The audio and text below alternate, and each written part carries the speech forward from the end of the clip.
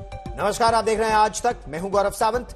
दिल्ली सरकार पर शराब नीति में कथित घोटाले को लेकर अब शिक्षा के क्षेत्र में भी धांधली के आरोप लग रहे हैं। सीबीआई ने कथित घोटाले की जांच के तहत दिल्ली के उप मुख्यमंत्री और शिक्षा मंत्री मनीष सिसोदिया के बैंक लॉकर्स की जांच की, लेकिन लॉकर में ऐसा कुछ नहीं मिला जिसे सीबीआई ढूंढ रही थी। इस बीच अन्ना हजारे ने अरविंद केजरीवाल को एक चिट्ठी लिखी। शराब नीति के साथ साथ जन लोकपाल को लेकर भी कुछ सवाल पूछे हैं। क्या अरविंद केजरीवाल उनकी चिट्ठी का जवाब देंगे? यह बड़ा प्रश्न है। और इस बीच बीजेपी पर ऑपरेशन लोटस का आरोप लगाते हुए दिल्ली में बुलाई गई विधानसभा का सत्र हंगामेदार लगातार साबित हो रहा है। बीजेपी और आम आदमी पार्टी एक दूसरे पर मुद्दों को दबाने का आरोप लगा रहे हैं। और इन सब के बीच आज सीबीआई ने दिल्ली से सटे गाजियाबाद के वसुंधरा इलाके में दिल्ली के उप मुख्यमंत्री मनीष सिसोदिया के पंजाब नेशनल बैंक के लॉकर की जांच की। डिप्टी सीएम बनने से पहले मनीष सिसोदिया यहीं रहा करते थे। इस इलाके में 2 घंटे तक उनके लॉकर की जांच की गई, लेकिन शराब नीति में कथित घोटाले से जुड़ा कोई सुराग या सबूत सीबीआई के हाथ नहीं लगा।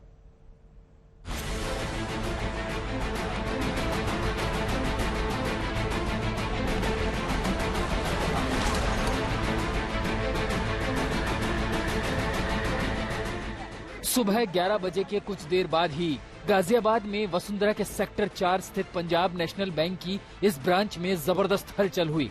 दिल्ली के डिप्टी सीएम मनीष सिसोदिया, उनकी पत्नी और सिसोदिया के ओएसडी पहुंचे और फिर मीडिया कर्मियों की भीड़ के बीच से निकलते हुए बैंक में दाखिल हुए। शराब नीति में कथित घोटाले को लेकर सीबीआई यहां मनीष सिसोदिया के लॉकर की जांच करने पहुंची थी। करीब 2 घंटे की छानबीन के बाद मनीष सिसोदिया बाहर निकले। एक बार फिर उन्होंने सीधे प्रधानमंत्री का नाम लिया। जन्माष्टमी के दिन मेरे घर पे सीबीआई की रेड की गई थी। तो जन्माष्टमी के दिन जब सीबीआई की रेड की गई थी तो उस दिन मेरे घर से मेरी पत्नी के लॉकर की चाबी ले गए थे, जिसका लॉकर यहाँ है। तो आज सीबीआई उस लॉकर को खोलने आई थी, उसकी जांच करने आई थी। उन्होंने हमें भी बुलाया था। लॉकर में भी जैसे मेरे घर में कुछ नहीं मिला, वैसे ही लॉकर में भी कुछ नहीं निकला। मुश्किल से 70-80 हजार रुपए के कुछ बच्चों के, कुछ मेरी पत्नी के ज्वेलरी वगैरह कुछ इस तरह की चीजें हैं। मुझे बहुत खुशी है इस बात की कि प्रधानमंत्री जी ने मेरे घर पे रेड करा दी। प्रधानमंत्री जी ने मेरे घर की पूरी छानबीन करा के, तलाशी करा दी, वहां से भी कुछ नहीं निकला। आज प्रधानमंत्री जी ने सीबीआई भेज के मेरे लॉकर की जांच भी करा ली, उसमें से भी कुछ नहीं निकला। यही इस बात का सबूत है कि आज प्रधानमंत्री जी की सारी जांच में मैं और मेरा परिवार पाक साफ निकले हैं। प्रधानमंत्री जी की पूरी सारी जांच में एकदम क्लीन चिट है। कहीं कुछ ऐसा चीज नहीं है जिसको ये कह सके ये क्यों है, ये क्या है, ये कैसे है। कहीं एक पैसे का क्वेश्चनेबल कुछ नहीं है।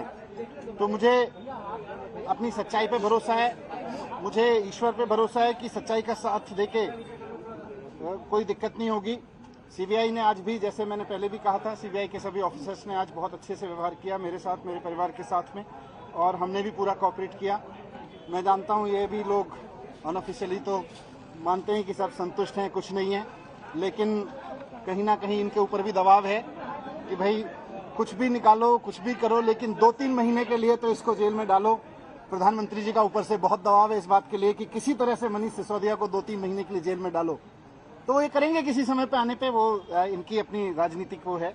लेकिन मुझे खुशी है कि आज सीबीआई जांच में मुझे पूरी तरह से क्लीन चिट है। मेरे घर से कुछ नहीं निकला, मेरे लॉकर से कुछ नहीं निकला, और कोई एक पैसे का लेन देन नहीं, कोई एक पैसे की हेराफेरी नहीं, कुछ नहीं। तो अंत में सच की जीत होती है, सच की जीत हुई। Thank you. 19 अगस्त को मनीष सिसोदिया के घर समेत 20 ठिकानों पर सीबीआई ने रेड की थी। उस दिन घर पर चली रेड के बाद सीबीआई के आदेश पर बैंक के इस लॉकर को सील कर दिया गया। सीबीआई ने सिसोदिया को सुबह 11 बजे बैंक बुलाया था ताकि उनके सामने लॉकर खोलकर उसकी जांच कर सके। एक महिला अधिकारी समेत 4 सदस्यों वाली सीबीआई की टीम भी 11:15 बजे के आसपास पहुंच गई। लॉकर को खोला गया तो उससे छोटे मोटे गहनों के सिवाय कुछ नहीं निकला। सीबीआई आबकारी नीति में कथित हेराफेरी से 144 करोड़ से ज्यादा के कथित घोटाले की जांच कर रही है। इसी के तहत लॉकर की जांच के लिए उसने सिसोदिया को समन भेजा। तो उन्होंने तंज के अंदाज में ट्वीट किया, सीबीआई हमारा बैंक लॉकर देखने आ रही है। 19 अगस्त को मेरे घर 14 घंटे की रेड में कुछ नहीं मिला था, लॉकर में भी कुछ नहीं मिलेगा। सीबीआई का स्वागत है, जांच में मेरा और मेरे परिवार का पूरा सहयोग रहेगा। अभी सिसोदिया लॉकर की जांच से निकलकर बाहर भी नहीं आए थे कि शराब नीति को लेकर अन्ना हजारे ने आपकी सरकार को घेरा। जन लोकपाल आंदोलन शुरू करने वाले अन्ना हजारे ने दिल्ली के सीएम अरविंद केजरीवाल को चिट्ठी लिखी। चिट्ठी में उन्होंने केजरीवाल को दिल्ली सरकार की शराब नीति पर खरी खोटी सुनाई। चिट्ठी की शुरुआत में अन्ना ने लिखा कि आपके मुख्यमंत्री बनने के बाद पहली बार आपको खत लिख रहा हूं। दिल्ली की शराब नीति के बारे में खबरों को पढ़कर दुख होता है। आपने स्वराज में जो आदर्श की बातें लिखी थी, लगता है वो भूल गए। जिस प्रकार शराब का नशा होता है, उसी प्रकार सत्ता का नशा होता है। दिल्ली की शराब नीति से ऐतिहासिक आंदोलन को नुकसान, सीएम बनने के बाद लोकपाल, लोकायुक्त कानून भूल गए। आपने एक सशक्त लोकायुक्त बनाने की कोशिश तक नहीं की। आपकी सरकार ने लोगों का जीवन बर्बाद करने वाली शराब नीति बनाई है। आपकी कथनी और करनी में बहुत फर्क है। बाकी पार्टियों की तरह आप पैसे से सत्ता और सत्ता से पैसे के दुष्चक्र में फंस गए। आंदोलन से पैदा हुई राजनीतिक पार्टी को ये शोभा नहीं देता। अन्ना हजारे की ये चिट्ठी ऐसे समय में आई है जब केजरीवाल सरकार शराब नीति को लेकर सीबीआई जांच का सामना कर रही है। वहीं बीजेपी भी उस पर हमलावर है। अमित भारद्वाज, दिल्ली, आज तक। तो दिल्ली में कथित घोटालों की बात अगर हो रही है तो एक शराब का आरोप लग रहा है, शराब घोटाले का। दूसरा, शिक्षा के क्षेत्र में भी अब ये आरोप लगने लगे हैं। बीजेपी ने आरोप लगाया है कि मांगी थी पाठशाला और मिली मधुशाला। वहीं अरविंद केजरीवाल ने ट्वीट कर जवाब दिया है कि अभी तो एमसीडी के स्कूलों की हालत बेहद खराब है। एमसीडी चुनाव जीतने के बाद उन्हें भी दिल्ली सरकार की तर्ज पर उन स्कूलों को बेहतर बनाया जाएगा।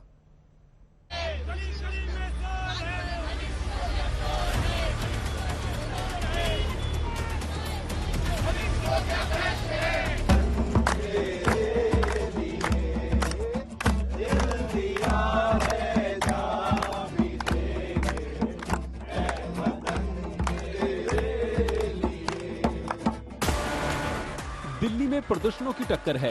एक तरफ मनीष सिसोदिया पर बीजेपी हमलावर है, तो दूसरी तरफ आम आदमी पार्टी एलजी विनय कुमार पर 1400 करोड़ के कथित घोटाले को लेकर अपने ही तरीके से विरोध प्रदर्शन कर रही है।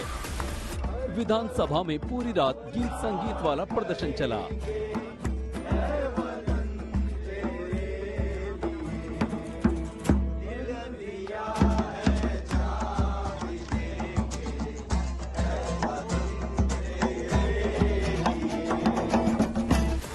तरफ अब बीजेपी ने शराब नीति के साथ साथ अब सीबीसी की रिपोर्ट के हवाले से क्लासरूम बनाने में घोटाले का आरोप लगाया है। वहीं आम आदमी पार्टी भी पलटवार कर रही है। देखिए कितनी विडंबना की बात है कि दुनिया में एक लौता ऐसा केस होगा जहां पर शिक्षा मंत्रालय और शराब मंत्रालय दोनों एक ही बिल्डर, एक ही व्यक्ति के हाथ में, और इस मंत्री ने दोनों ही tower of corruption, twin tower of corruption खड़ी कर दी। एक शराब घोटाले की टावर ऑफ करप्शन, दूसरी शिक्षा घोटाले की टावर ऑफ करप्शन। और जनता पूछ रही है कि केजरीवाल जी ऐसी क्या मजबूरी है आपकी कि ये दो twin tower of corruption of Delhi के ट्विन टावर ऑफ करप्शन को ध्वस्त करने में या कम से कम उनका इस्तीफा लेने में आप इतना कतरा क्यों रहे?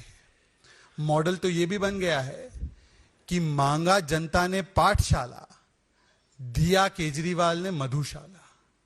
हम तो भारतीय जनता पार्टी से पूछ रहे हैं कि उनको सरकार गिराने की क्या जरूरत थी, उनको ऐसी कोशिशों की क्या जरूरत थी कि मनीष सिसोदिया जी पे झूठे केस किए जाएं, उन पे सीबीआई का 14 घंटे का छापा मारा जाए, उनको ये कहा जाए, ऑफर दिया जाए कि अगर भारतीय जनता पार्टी में आ गए तो तुम्हें सीएम बना देंगे, सारे केस खत्म कर देंगे। क्यों उनको जरूरत थी कि हमारे विधायकों को 20-20 करोड़ के ऑफर दी जाए? भारतीय जनता पार्टी डेमोक्रेसी की, लोकतंत्र की, सरकारों की एक सीरियल किलर है। ये कोई पहली बार नहीं है जब किसी राज्य की सरकार को गिराने की साजिश हो रही है। बार बार भारतीय जनता पार्टी ये साजिश करती रही। कल बीजेपी प्रवक्ता गौरव भाटिया ने प्रेस कॉन्फ्रेंस कर कई सवाल उठाए थे। आज मनोज तिवारी और शहजाद पूनावाला ने बीजेपी की तरफ से प्रेस कॉन्फ्रेंस की। बात निकली तो पाठशाला से मधुशाला तक पहुंच गई। मॉडल तो ये भी बन गया है कि मांगा जनता ने पाठशाला, दिया केजरीवाल ने मधुशाला। मांगा जनता ने पाठशाला, दिया केजरीवाल ने मधुशाला। और अब जब हम सवाल पूछते हैं कि इस मधुशाला में जिस प्रकार से हुआ घोटाला, तो अब ये जवाब देने के बदले कभी न्यूयॉर्क टाइम्स पर चले जाते हैं, कभी एलजी पर चले जाते हैं, कभी गुजरात चले जाते हैं, कभी 2024 चले जाते हैं, कभी असेंबली में पहुंच जाते हैं। असेंबली में किसी भी बहुमत टेस्ट की जरूरत नहीं है। जनता जो है वो करप्शन का टेस्ट चाहती है, कॉन्फिडेंस का टेस्ट नहीं चाहती। देखिए, जिसको जो जैसा होता है उसको सामने वाला वैसा दिखता है। मैं तो गौरव भाटिया जी को और भारतीय जनता पार्टी को एक चैलेंज देती हूं कि हरियाणा के 10 स्कूल आप हमें बताइए, उत्तर प्रदेश के 10 स्कूल बताइए, दिल्ली से सटे हुए राज्य हैं, 10 स्कूल आप इन बड़े बड़े राज्यों में हमें दिखा दीजिए तो दिल्ली के किसी भी सरकारी स्कूल को टक्कर दे सकते हैं। एक ऐसा स्कूल नहीं मिलेगा। सीवीसी रिपोर्ट के हवाले से बीजेपी ने पूछा था, जब दिल्ली में 2400 क्लासरूम की जरूरत थी तो 7180 क्लासरूम क्यों बनवाए गए। उसका आरोप है कि टेंडर की कीमत 90% तक बढ़ाई गई। सीएम अरविंद केजरीवाल विधानसभा में इन सवालों के जवाब दें। इसके साथ ही सांसद मनोज तिवारी ने दिल्ली के नागले की घटना का जिक्र किया, जिसमें एक छात्रा पर क्लासरूम का पंखा गिर पड़ा। 9वीं क्लास की छात्रा को प्राइवेट अस्पताल में भर्ती कराया गया, जहां अब वो खतरे से बाहर है। मनोज तिवारी ने सेमी परमानेंट स्ट्रक्चर बनाए जाने पर सवाल उठाए, तो आम आदमी पार्टी ने चुनौती दे डाली कि दिल्ली जैसा एक स्कूल वो बीजेपी शासित राज्यों में दिखा दें। जिस दिल्ली सरकार के स्कूलों में मात्र 350 स्कूलों में ही साइंस पढ़ने की व्यवस्था है, बाकी 1024 के स्कूलों में साइंस पढ़ने की व्यवस्था ही नहीं। यहां कोई रमन नहीं निकल सकता, यहां कोई वैज्ञानिक नहीं निकल सकता। और उस शिक्षा व्यवस्था की तारीफ करते ये थकेंगे नहीं। हमारी आवाज को आप मानहानि लाकर चाहे जितना भी रोकने की कोशिश करो, अरविंद केजरीवाल, मनीष सिसोदिया, लेकिन आपको यह जवाब देना होगा कि दिल्ली सरकार ने 5 लाख का कमरा 33 लाख में कैसे बनाया, टॉयलेट्स को भी कमरा क्यों गिना, और आज बेटियां, बच्चे असुरक्षित क्यों हैं, स्कूलों में पंखे क्यों गिर रहे हैं, इसका भी जवाब आपको देना होगा। अगर बच्चों को अच्छे क्लासरूम की जरूरत है तो हम बेस्ट क्वालिटी क्लासरूम देंगे। अगर बच्चों को अच्छे ब्लैक बोर्ड की जरूरत है तो हम गरीब और मिडिल क्लास के बच्चों को स्मार्ट बोर्ड देंगे। गौरव भाटिया जी और भारतीय जनता पार्टी चाहती है कि गरीबों के बच्चे टीन टप्पर में पढ़ें। भारतीय जनता पार्टी चाहती है कि टाट पट्टी पर पढ़ें। लेकिन अरविंद केजरीवाल की सरकार चाहती है कि दिल्ली के गरीब बच्चों को बेस्ट ऑफ बेस्ट सुविधा मिले, और वो हम देते रहेंगे। इस विवाद के बीच अरविंद केजरीवाल ने ट्वीट कर कहा कि हम देश के हर बच्चे को अच्छी से अच्छी शिक्षा देना चाहते हैं। अभी बीजेपी शासित एमसीडी के स्कूलों का बुरा हाल है, वहां जीतने पर एमसीडी स्कूलों को भी अच्छा करेंगे। अमित भारद्वाज, दिल्ली, आज तक। और बीजेपी और आम आदमी पार्टी के बीच इस समय जबरदस्त जुबानी जंग छिड़ी हुई है। जैसे ही सीबीआई की जांच टीम मनीष सिसोदिया के बैंक लॉकर तक पहुंची, मनीष सिसोदिया ने तो साफ कर दिया कि कुछ नहीं निकला, और इससे यह साफ हो गया है कि बीजेपी केवल टारगेट कर रही है। प्रधानमंत्री नरेंद्र मोदी तक का नाम लिया। बीजेपी ने फिर पलटवार किया। आइए आपको सुनवाते हैं।